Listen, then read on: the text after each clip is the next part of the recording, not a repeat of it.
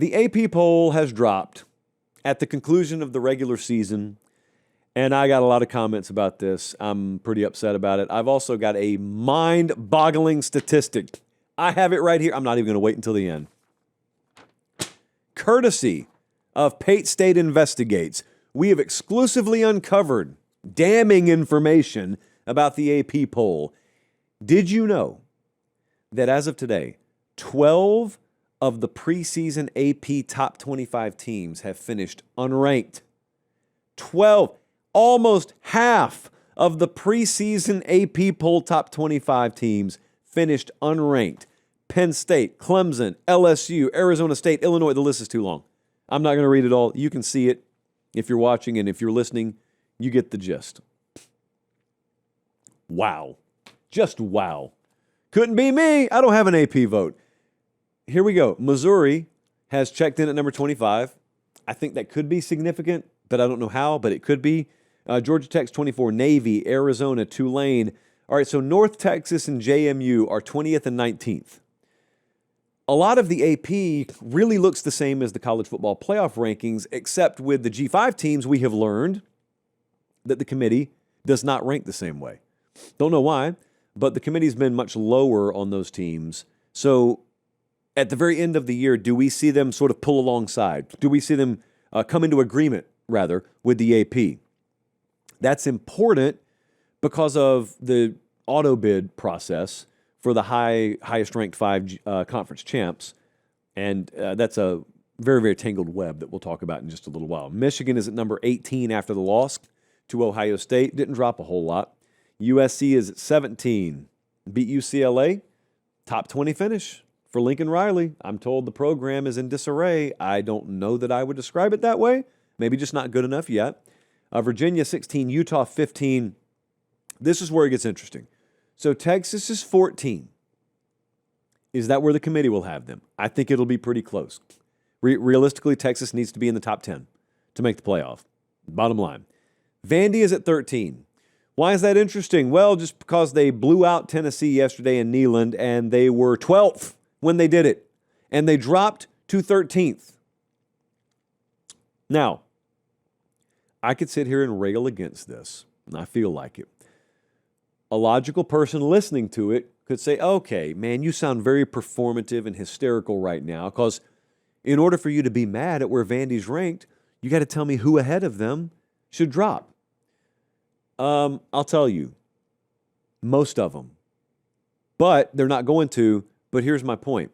If I took that, let's see, where's one? If I took that Michigan logo and I put it over Vandy's resume, do you think Michigan would be 13th at 10-2? Because I don't. I personally don't think that. Not just that. Imagine Michigan having beaten the teams Vandy has beaten, and their losses are to the teams Vandy lost to. I just think they'd be ranked higher. Hey, quick time out here. Are you subscribed to the channel? It doesn't cost anything. It's free. Please do it. It helps us maintain the show at this level. That's it. That's all I got. Back to the clip. So, yeah. I mean, they're not the first smaller, normally non-competitive program to have to deal with this and overcome it. They're just the latest, but it's a shame because Vandy's sitting at 10-2, and I never ever thought that we'd see an SEC team finish 10-2 and be left out. And it just so happens to be Vandy. And it'd be one thing if it were Alabama, because Alabama's normally in the race. So if they missed out last year, rightfully, and they're right back in it. Vandy misses out this year. There's no guarantee they'll be right back in it. So that's a shame. Miami is 12. Brigham Young is 11. Is that the order they're in? Does Miami jump Vanderbilt in the College Football Playoff Committee rankings? We have to wait another 36 hours to find that out. Alabama's number 10. Okay. I have to assume that's where the committee will have them. That's where they had them last week. As we go into SEC Championship Week, I have very strong opinions on this. I'll save it for later in the show and later in the week. I am telling you, I saw all the prediction metrics out there. Obviously, if Alabama beats Georgia, they're in. They probably have a top 4 seed in a first-round bye. If Alabama loses Saturday, they're not leaving them out. And I don't think the playoff committee will leave them out because I don't think they can leave them out. Because I think the SEC would just burn the whole thing to the ground. I'm not even sure what I mean by that. But you'll notice the SEC has not said a word. Everybody's been floating this scenario. Bama, by the way, although they're ranked behind Georgia, Bama is technically the number 1 seed in the SEC. That's why they'll have the home jerseys Saturday. Like by the SEC standings, they are the 1 seed. You're telling me in a 12-team playoff, we're on the precipice of the SEC's 1 seed missing the playoff entirely because of the results of a conference championship game?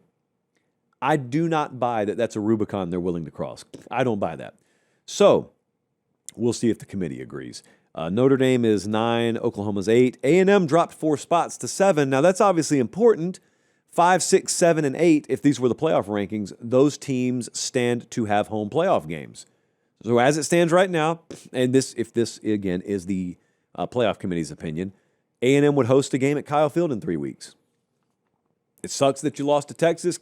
It's really not the worst place in the world to be right now, if you think about it.